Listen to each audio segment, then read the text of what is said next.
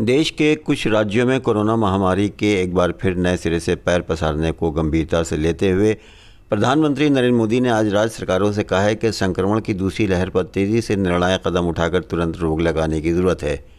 श्री मोदी ने बुधवार को राज्यों, केंद्र शासित प्रदेशों के मुख्यमंत्रियों के साथ वीडियो कॉन्फ्रेंस के माध्यम से आयोजित संवाद के दौरान कहा कि हमें कोरोना की इस उभरती हुई सेकेंड पीक को तुरंत रोकना होगा। इसके लिए हमें त्वरित और निर्णायक कदम उठाना होंगे। बैठक में देश में कोरोना संक्रमण की ताज़ा स्थिति की समीक्षा की गई। कोरोना के खिलाफ अभियान में अब तक हासिल उपलब्धि को कायम रखने पर जोर देते हुए उन्होंने कहा कि अब लापरवाही की कोई गुंजाइश नहीं होना चाहिए। उन्होंने कहा कि कोरोना की लड़ाई में हम आज तक जहां तक पहुंचे हैं उसमें आया आत्मविश्वास लापरवाही में नहीं बदलना चाहिए। हमें जनता का पैनिक मोड में भी नहीं लाना है और परेशानी से मुक्ति भी दिलाना है। टेस्ट, ट्रैक और ट्रीट को लेकर भी हमें उतनी ही गंभीरता की ज़रूरत है जैसे कि हम पिछले 1 साल से करते आ रहे हैं।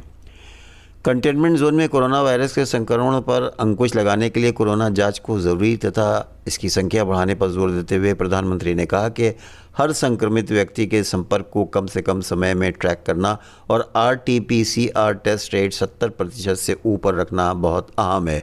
हमें छोटे शहरों में टेस्टिंग को बढ़ाना है। हमें छोटे शहरों में रेफरल सिस्टम और एम्बुलेंस नेटवर्क के ऊपर विशेष ध्यान भी देना होगा। उन्होंने कहा कि देश में टीकाकरण की गति लगातार बढ़ रही है और एक दिन में 30 लाख लोगों को टीका लगाने का आंकड़ा पार किया जा चुका है। साथ ही उन्होंने कहा कि हमें वैक्सीन डोज के बर्बाद होने की समस्या को बहुत गंभीरता से लेना है।